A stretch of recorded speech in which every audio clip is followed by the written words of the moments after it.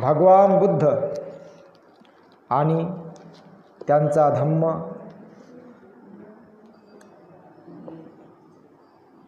द्वितीय खंड भाग पहिला। भगवान बुद्ध त्यांच्या विषाद योग। भगवान बुद्ध आणि त्यांचा विषाद योग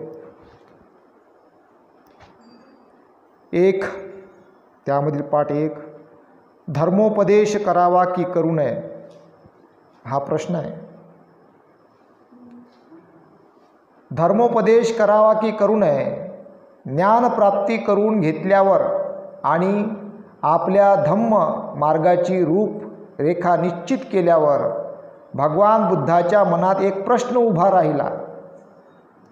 पुढे जाऊन दुसऱ्यांना धर्मोपदेश करावा की स्वतःची व्यक्तिगत पूर्णावस्था प्राप्त करून घेण्यासाठी आपले जीवन व्यतीत करावे। आता ज्ञान प्राप्त झालं, आता वाटावा की वाटू नये वा, हा प्रश्न त्यांना पडला।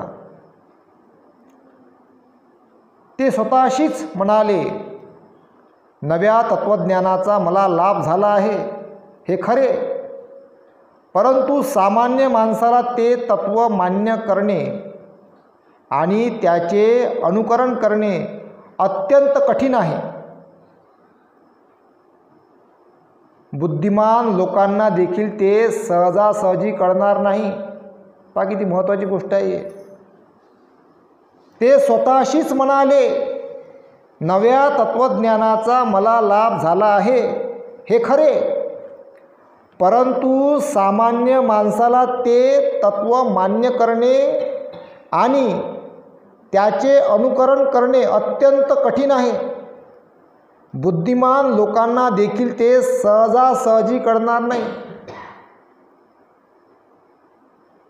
ईश्वर आणि आत्मा यांच्या गुंतागुंतीतून स्वतःची सुटका करून घेणे मानवाला कठीण आहे।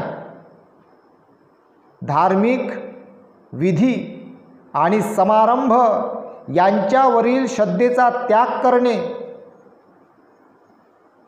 माणसाला कठीण आहे। माणसाला कर्मवादापासून स्वतःची मुक्तता करून घेणे कठीण आहे। कठीण आहे ना। माणूस ईश्वर आणि आत्मा सोडू शकत नाही, कारण ते अज्ञानी आहे ना। हे जग लय मोठं भयंकर अज्ञानी आहे।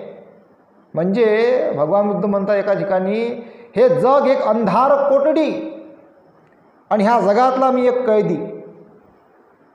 अंधार कोठडी काऊन म्हटलं? अज्ञानानं भरलेलं जग आहे बा। म्हणजे माझा मनात दृष्टिकोन हा आहे का इतका पवित्र माणूस इथं काय करू राहिले? भगवंत असं स्वतःला म्हणत नाही, पण ते पवित्र आहेत ना, परिपूर्ण आहेत, कुशल कर्माने भरलेले आहेत। तर ह्या अंधार कुटडीमध्ये त्यानं ह्या पृथ्वीला इथं जन्म घेऊन इथं ज्ञान प्राप्त करून भगवान बुद्धांनी या पृथ्वीला पवित्र केलं। नाही तर भयंकर हाल राहिले असते, आता भयंकर हाल राहिले असते ना। इतकी प्रगती झाली असती ना, मानवाचा एवढा सुखाचा दिवस त्यांना जगता आले असते। निरं दुःखच दुःख, दरिद्री असती, पुरं नाशवंत असतं सगळं इकडं।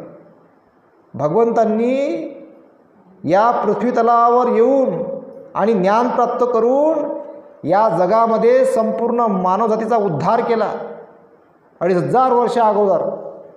आणि त्याचीच कारकीर्द संत महापुरुषांनी आपापल्या बुद्धिमत्तेप्रमाणे थोड्या जास्त प्रमाणामध्ये पसरवली आणि त्याला आता संपूर्ण जगामध्ये विविध ठिकाणी भगवान बुद्धांच्या कायद्यानुसार तिथं राज्यकारभार चालतो बऱ्याच ठिकाणी।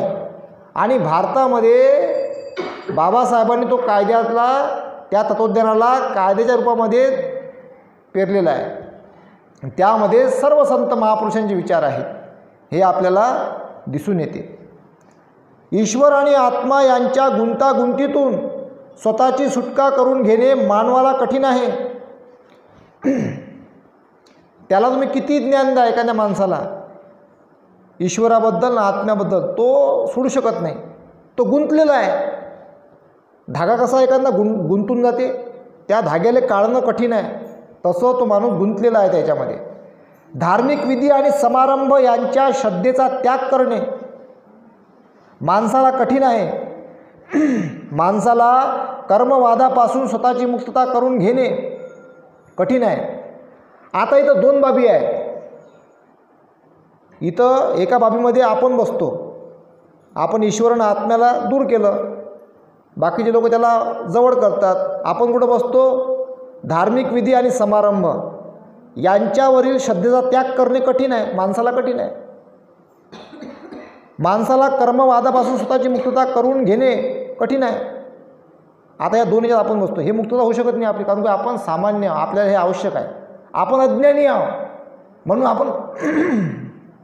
आपण कशानं जगतो? आपण धार्मिक विधीनं जगतो. धार्मिक विधी जर नाही केली, पोट्टे मग सिगरेटा, गांजा, दारू भटकले. म्हणून धार्मिक विधी करावंच लागते, कारण तो अज्ञानानं भरलेला आहे. त्याला कुठलं तरी एक बाबी लागते. जर त्याला धार्मिक विधीची गरज भासत नसन तरी तो चांगला आहे, कुशल कर्माकडे वाटचाल करून राहिला, याचा मतलब तो खऱ्या धम्माकडे त्यानं बोट धरलेला आहे. जर तो धार्मिक विधीमध्ये नाही आहे, भरकटलेला आहे, चांगलं शिक्षण झालं समजून घ्या, दारू पिऊ राहिला, गांजाही पिऊ राहिला, भटकले, मग समजून घ्यायचं का तो त्याला धम्माची धार्मिक विधीची गरज आहे. म्हणून आपल्याला वारंवार परित्राण पाठ घ्यावं लागते, वारंवार आपल्याला धर्म कार्य करावं लागते, वारंवार आपल्याला काही समारंभ करावं लागते. कशासाठी? एक धर्मसंस्कार घेऊन त्यांना एक चांगले विचार त्यांना आदान प्रदान करणं. म्हणून सामान्य माणसाला याच्यामध्ये त्याला ठेवा लागते. म्हणून म्हटल्या गेलेलं आहे, हे दुसरा भक्त हा पण आहे. धार्मिक विधी आणि समारंभ यांच्यावरील श्रद्धेचा त्याग करणे माणसाला कठीण आहे. माणसाला कर्मवादापासून स्वतःची मुक्तता करून घेणे कठीण आहे. कर्मवादापासून म्हणजे कर्म हे सामान्य माणसाला लागू होतात. भगवान बुद्धाला कर्म लागू होत नाही. भगवान बुद्ध सम्यक संबद्ध झाले आहे, त्यांना 4 आर्य सत्य लागू होत नाही. भगवान बुद्धांना 4 आर्य सत्य लागू होत नाही. 4 आर्य सत्य कोणाला लागू होते? सामान्य माणसाला. जगामध्ये दुःख आहे, दुःखाला कारण आहे, दुःख दूर करता येते, आणि दुःख दूर करण्याचा आर्यष्टांग मार्ग आहे. दुःख कोणाला लागू पडते? सामान्य माणसाले, मले तुम्हाला, असं सामान्य माणसाला दुःख लागू पडते, आर्य सत्य. भगवान बुद्धाला दुःख लागू पडत नाही, कारण ते दुःखातून मुक्त झाले आहे. ऑलरेडी त्यांच्या अंगामध्ये काही आर्य अष्टांगिक मार्ग दडलेला आहे. ते सम्यक संबुद्ध आहे, 10 पारमितांनी परिपूर्ण आहे, असंख्य गुणांनी परिपूर्ण आहे, असंख्य बलांनी परिपूर्ण आहे. त्यांना ह्या बाबी लागू पडत नाही. कर्मवादाच्या बाबी माणसाला लागू पडते, कुशल कर्म, अकुशल कर्म. कारण तो त्यात गुंतून राहते, कधी कुशल कर्म करते, कधी अकुशल कर्म होते, कधी कुशल कर्म, कधी अकुशल कर्म. म्हणून त्याला कुशल कर्माची दिशेनं वाटचाल करण्याकरता धम्माच्या तत्वाचं अनुसरण करणं त्याला बंधनकारक आहे. म्हणून म्हटलं गेलं आहे, माणसाला कर्मवादापासून स्वतःची मुक्तता करून घेणे कठीण आहे. कर्म चांगले आणि वाईट, तो त्याच्यात मुक्तच नाही होऊ शकत लवकर, कारण तो त्या भावचक्रामध्ये अटकलेला आहे, त्या गुंतागुंतीमध्ये अटकलेला आहे, आणि तो दुःखामध्ये अटकलेला आहे. त्याला 4 आर्य सत्य लागू आहे, म्हणून तो मुक्त होऊ शकत नाही, कारण त्याच्यासाठी फार बल लागते, फार परिश्रम लागते. तर ही बाब आपण समजून घेतली पाहिजे. आत्मा अमर आहे या श्रद्धेचा त्याग करणे आणि आत्म्याला स्वतंत्र अस्तित्व नाही व तो मृत्यूनंतर अस्तित्वात राहत नाही हा माझा सिद्धांत मान्य करणे ही लोकांना कठीण आहे. मृत्यूनंतर अस्तित्वात राहत नाही हा माझा सिद्धांत मान्य करणे ही लोकांना कठीण आहे. पा आत्मा अमर आहे या श्रद्धेचा त्याग करणे म्हणजे बा आत्मा अमर आहे, ही लोकांची श्रद्धा आहे ना, त्याच्यावर आत्म्यावर श्रद्धा आहे. भगवान बुद्ध काय म्हणतात? त्या त्याग करा म्हणते, त्याच्यामध्ये पडू नका, त्याचा त्याग करा. या श्रद्धेचा त्याग करणे आत्म्याला स्वतंत्र अस्तित्व नाही, त्याला स्वतंत्र अस्तित्व नाही आहे व तो मृत्यूनंतर अस्तित्वात राहत नाही हा माझा सिद्धांत मान्य करणेही लोकांना कठीण आहे. आत्म्याला नाकारलं भगवंतांनी. मृत्यूनंतर अस्तित्वात राहत नाही. हायच त्याचं काही, त्याचं अस्तित्वच नाही आहे काही. ज्याचं अस्तित्व नाही आहे हा सिद्धांत मान्य करणे लोकांना कठीण आहे. कारण काला कठीण आहे? कारण लोक अज्ञानी आहे. सम्यक संबुद्धसुद्धा ऐकलं नाही. आजच्या काळामध्ये एवढे संत महापुरुष होऊन गेले आहे, त्याही लोकांनी ऐकलं नाही.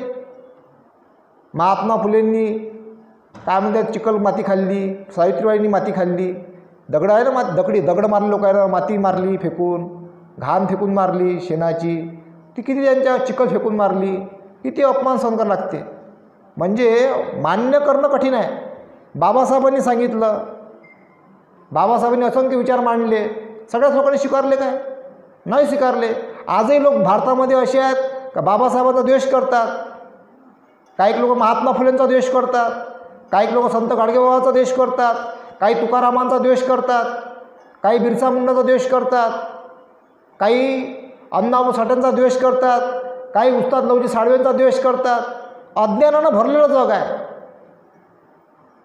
का? कारण समजतच नाही, वाचनच करत नाही, जाणून घेत नाही. आणि ह्याच महापुरुषांचे विचार संविधानामध्ये दडलेले आहे. तर काही लोक संविधानाचा द्वेष करतात. इतकं भयंकर अज्ञान आहे. मूर्खच आहे ना, मूर्खच म्हणावं लागत. तर ह्या सगळ्या बाबी अज्ञानानं भरलेल्या असून माणूस चांगलं स्वीकारू शकत नाही. म्हणून म्हटलं गेलेलं आहे, हा माझा सिद्धांत मान्य करणेही लोकांना कठीण आहे. सिद्धांत मनुष्य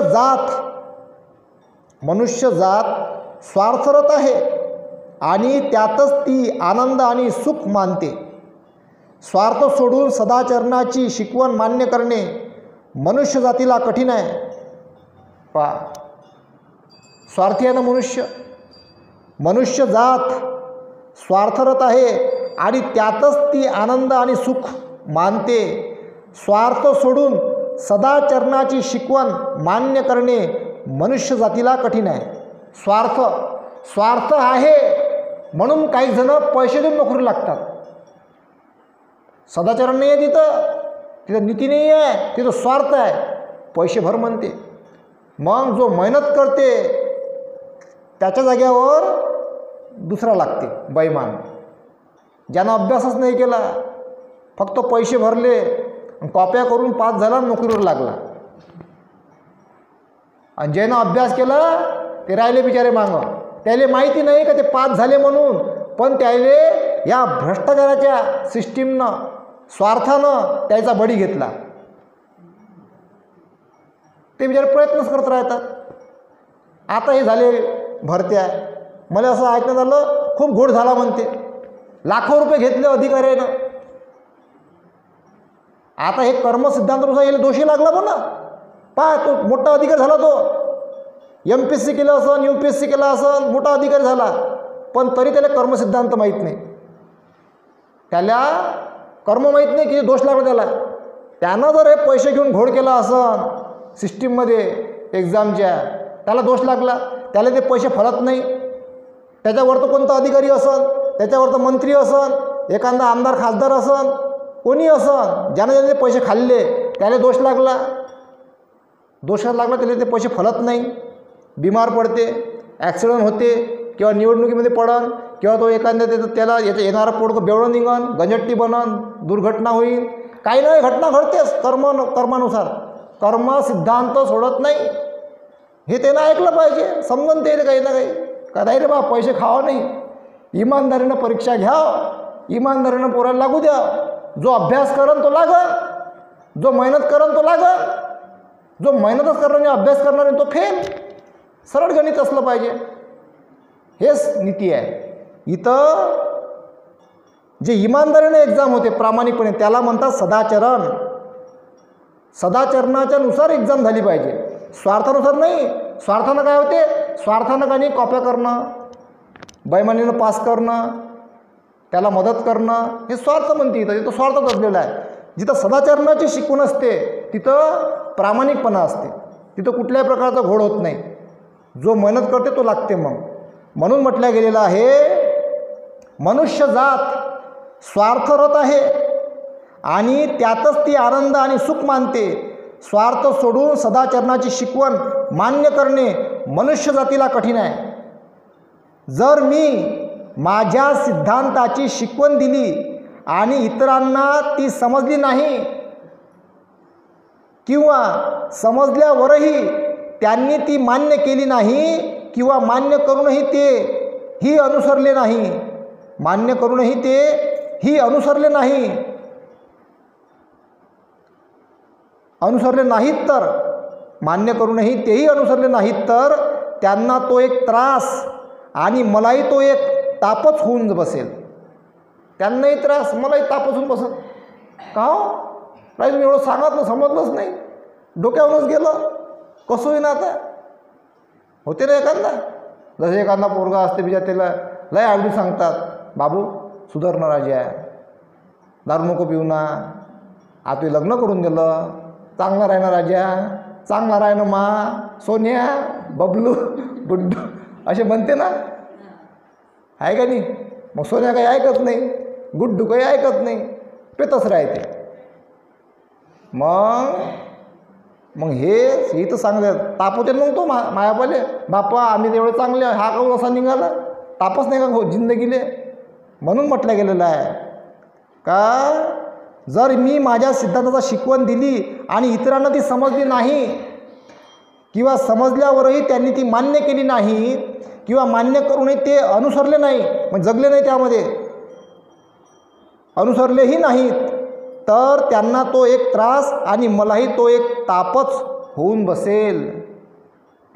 जगापासून दूर असा एक संन्याशीच राहून माझ्या या तत्त्वज्ञानाचा उपयोग स्वतःला पूर्णावस्था प्राप्त करून घेण्यासाठी का करू नये, असा प्रश्न त्यांना पडला. त्यांनी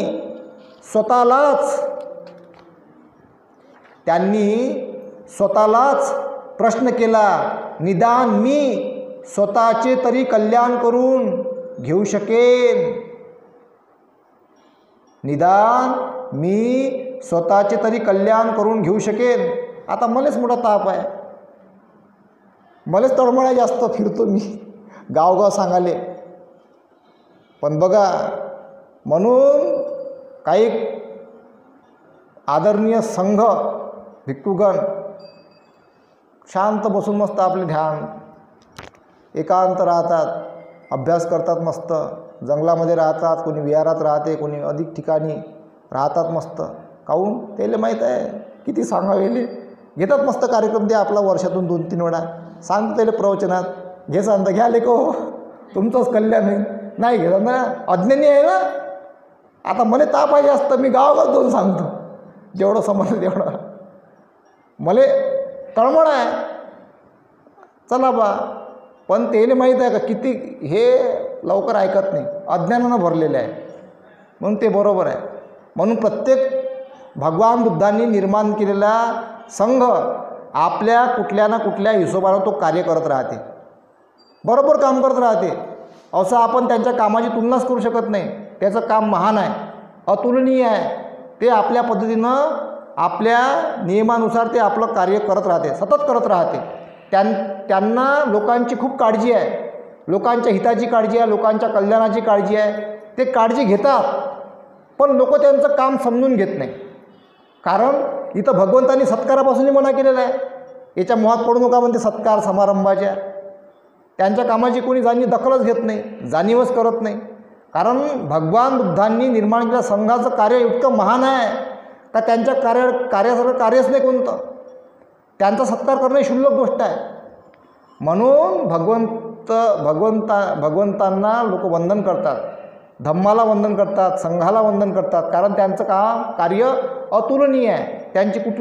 त्याची आपण किंमत मोजून देऊ शकत नाही. त्याचं अनलिमिटेड असं त्यांचं ते कार्य आहे, कुठली त्याच्याशी तुलना होऊ शकत नाही. म्हणून निदान मी स्वतःचे तरी कल्याण करून घेऊ शकेल, असं त्यांना प्रश्न पडला भगवंतांना. याप्रमाणे विचार करीत असताना भगवान बुद्धांचे मन त्यांच्या तत्त्वज्ञानाची इतरांना शिकवण देण्याकडे न वळता निष्क्रियतेकडे झुकले. निष्क्रियतेकडे झुकले. एका क्षणाला ते प्रश्न त्यांच्या मनात पडला. भगवान बुद्धाच्या मनात काय चालले आहे हे जाणून ब्रह्म सहस्पती विचार करू लागला. खरोखर जग नष्ट होत आहे. आज एखाद्या म्हणा येत नाही का, एखादा समजून घ्या लय धम्माचं कार्य करते, एखादी महिला म्हणा किंवा एखादा पुरुष म्हणा करता येते, लोक टीकाच करता येते. जाऊ दे म्हणते बापा आता काहीच नाही करत, मी दुरूनच आपलं वंदन करत जाईल म्हणते, एकटाच राहत जाईल. किंवा काही कलह झाला किंवा काही भांडणं झाली तर होते ना असं वाद वगैरे, आता म्हणजे मी एकटीच करतो, काही कोणाला बा हे करत नाही, लय करून पाहिलं मग परेशान होऊन मग एकटेच राहतात. तर अशा प्रकारचं कधी होत असते. भगवान बुद्धांच्या मनात काय चालले आहे हे जाणून ब्रह्म सहस्पती विचार करू लागला. खरोखर जग नष्ट होत आहे. जग नष्ट होत आहे. सम्यक संबुद्ध तथागत जर निष्क्रियतेकडे झुकतील व ते आपल्या धम्माची शिकवण इतरांना देणार नसतील तर ह्या जगावर खरीच विनाश ओढवेल. विनाश ओढवलं असतं. खरोखरच विनाश ओढवेल. चिंताग्रस्त असा ब्रह्म सहस्पती ब्रह्मलोक सोडून आला व बुद्धाच्या पुढे उभा राहिला. आपले उत्तरीय वस्त्र खांद्यावर नीट सावरून नम्रतेने हात जोडून तो म्हणाला आपण आता सिद्धार्थ गौतम नसून भगवान बुद्ध आहात. आपण सम्यक संबुद्धत्व प्राप्त झालेले आहात. आपण सम्यक संबुद्धत्व प्राप्त झालेले भगवंत आहात. आपण भगवान आहात, तथागत आहात. आपण जगताला अंधकारातून मुक्त करण्याचे कसे नाकारू शकता? असा प्रश्न केला त्यांनी. सन्मार्गापासून चुकत असलेल्या मानवजातीचे रक्षण करण्याच्या कार्यापासून आपण कसे विन्मुख होऊ शकता? आपला सद्धम्म ऐकावयास न मिळाल्यामुळे या जगात वावरणाऱ्या अशुद्ध मनाच्या माणसांचा अंधपात होत आहे. अशुद्ध मनाच्या माणसाचा अंधपात होत आहे म्हणजे नष्ट होत आहे बा ते. ब्रह्म सहस्पती पुढे म्हणाला भगवंत जाणतच आहेत की प्राचीन काळापासून मगधवासियात अनेक दोषांनी भरलेला एक अशुद्ध धर्म प्रचलित आहे. आपल्या अविनाशी धम्माचे द्वार त्यांच्यासाठी भगवंत खुले करणार नाहीत काय? प्रश्न. पर्वत शिखरावर उभा राहणारा मनुष्य ज्याप्रमाणे आपल्या सभोवताली खाली उभे असलेल्या सर्व लोकांकडे पाहतो त्याचप्रमाणे प्रज्ञेच्या शिखरावर चढून त्या सर्वोच्च स्थानावर उभे राहून पाहणाऱ्या हे दुःख मुक्त भगवन दुःखाच्या सागरात बुडालेल्या या लोकांकडे पहा. हे दुःखमुक्त भगवंत दुःखाच्या सागरात बुडालेल्या या लोकांकडे पहा. जन्म ऋणातून मुक्त झालेल्या हे विजयवीरा उठ, जगाकडे जा, त्यांच्याकडे पाठ फिरू नको. भगवान देव आणि मानव यांच्यावरील करुणा बुद्धीने त्यांना आपल्या सद्धम्माची शिकवण देण्याचा निश्चय करोत. भगवान बुद्धांनी उत्तर दिले, थोर मानवश्रेष्ठ ब्रह्मा, मी माझ्या धम्माचा सार्वजनिक उपदेश केला नाही. याचे कारण मला तसे करणे तापदायक होईल असे वाटते. आता एवढे महान माणसं आता काय पहिले अंधारात बुडालेले लोक आहे बा, म्हणून भगवंत काय म्हणजे स्वतःला प्रश्न काय करते का असं करणं बा, याचे कारण मला तसे करणे तापदायक होईल असे वाटले. जगामध्ये अतिशय दुःख आहे हे जाणून भगवान बुद्धाला पटले की हात जोडून संन्यासी म्हणून स्वस्थ बसणे आणि जगात जसे घडते आहे तसेच घडू देणे हे योग्य नाही. संन्यास निरुपयोगी असल्याचे त्यांना दिसून आले. जगापासून दूर पडून जाण्याचा प्रयत्न करणे व्यर्थ होय. संन्याशाला देखील जगापासून सुटका नाही.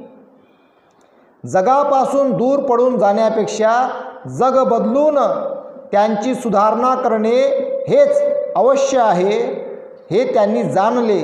भगवान बुद्धांना हे पटले की त्यांनी संसाराचा त्याग यासाठी केला की जगात इतका संघर्ष आहे व त्यापासून जगात दुःख व दैन्य निर्माण झाले आहे आणि त्यावर त्यांना कोणताच उपाय माहीत नव्हता. जर आपल्या धम्म प्रचाराने जगातील दुःख आणि दैन्य दूर करता आले तर केवळ निष्क्रियतेचा पुतळा बनून स्वस्थ न बसता जगात पुनरपी जाऊन त्याची सेवा करणे हे आपले कर्तव्य आहे हे त्यांनी ओळखले. म्हणून भगवान बुद्धांनी ब्रह्मसह पतीची विनंती मान्य केली आणि आपल्या सिद्धांताची शिकवण जगाला देण्याचा त्यांनी निश्चय केला. बघा असा तो प्रसंग घडलेला आहे. ते येणंच होतं ब्रह्मसहपतीला, ते येणं होतं, तो प्रसंग असते घडण्यासाठी. निसर्गाचं ते एक चक्र आहे, तो प्रसंग असतो घडण्यासाठी आणि ते माध्यम असते सुरुवात करण्याचं. तर अशा प्रकारचं त्या काळामध्ये ते घडलेलं आहे.